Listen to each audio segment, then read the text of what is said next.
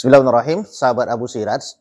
Banyak yang bertanya kepada kita, Ustadz, kalau misalnya umroh mandiri itu bisa nggak kita booking hotelnya sendiri? Dan untuk budget-budget yang murah, kira-kira hotel mana yang menjadi pilihan sebagian jamaah untuk bisa ditempati dalam perjalanan ibadah umrohnya?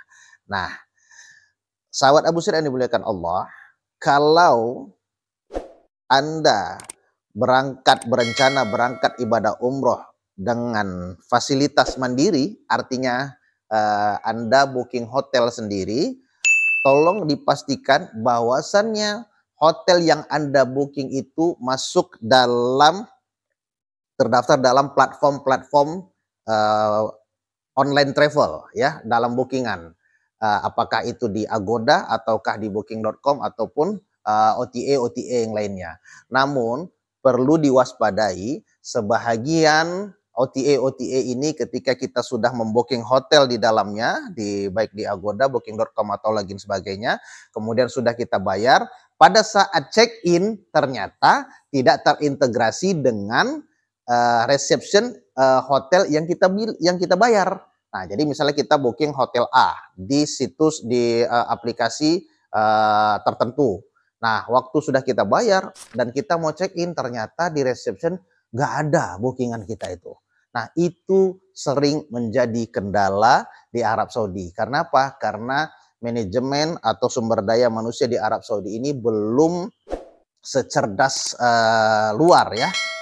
Atau di Indonesia biasanya kita booking itu langsung terintegrasi, atau di Jepang itu langsung terintegrasi. Tapi kalau misalnya di Arab Saudi ini ada beberapa kendala yang terjadi seperti itu. Nah, kalau Bapak Ibu ternyata ragu dengan kondisi-kondisi seperti ini, Bapak Ibu boleh juga booking hotelnya itu melalui teman-teman atau orang-orang yang Bapak Ibu percaya di Arab Saudi. Nah, untuk paket-paket yang murah, biasanya jamaah itu akan lebih memilih hotel-hotel di belakang pelataran, yaitu di daerah Misfalah. Daerah Misfalah ini banyak dikenal sebagai daerah yang dipadati oleh jamaah umroh yang asalnya dari IPB ya, India, Pakistan, Bangladesh. Nah, itu biasanya jamaah-jamaah di sini tuh penghuninya itu jamaah-jamaah yang dari India. Hotelnya standar lah ya, kecil dan rata-rata nggak ada yang besar. Ada sih tapi tidak terlalu banyak. Kamar kecil, lobi kecil, tapi cukup diminati karena harganya yang cukup murah. Dan jaraknya ke Masjidil Haram itu bisa diakses dengan berjalan kaki dan tidak menanjak.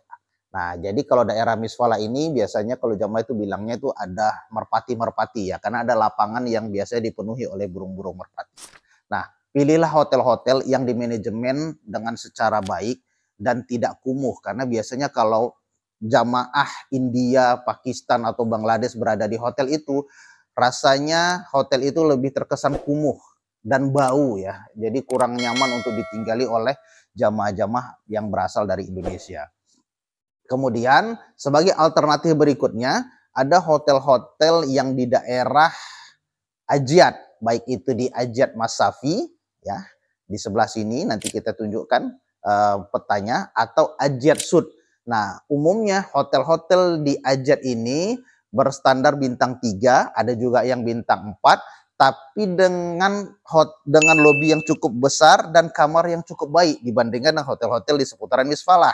Namun harganya lebih mahal dibandingkan hotel-hotel yang berada di daerah Misfalah. Nah, tapi kekurangannya sebagian hotel-hotel di daerah Ajiat ini lokasinya itu agak menanjak dibandingkan di Misfalah. Nah, jadi Bapak Ibu silahkan memilih hotel-hotel atau memilih travel-travel yang memiliki fasilitas hotel cukup nyaman dengan kondisi jalan atau akses yang mudah untuk dicapai jamaah dari Masjidil Haram menuju ke hotel. Dan insya Allah biasanya hotel-hotel di daerah Ajiat Masafi atau Ajiat Sud itu lebih baik, harganya cukup kompetitif dengan fasilitas hotel yang cukup lumayan lega. Kamarnya cukup lega, lobinya cukup lega, dan restorannya cukup lega.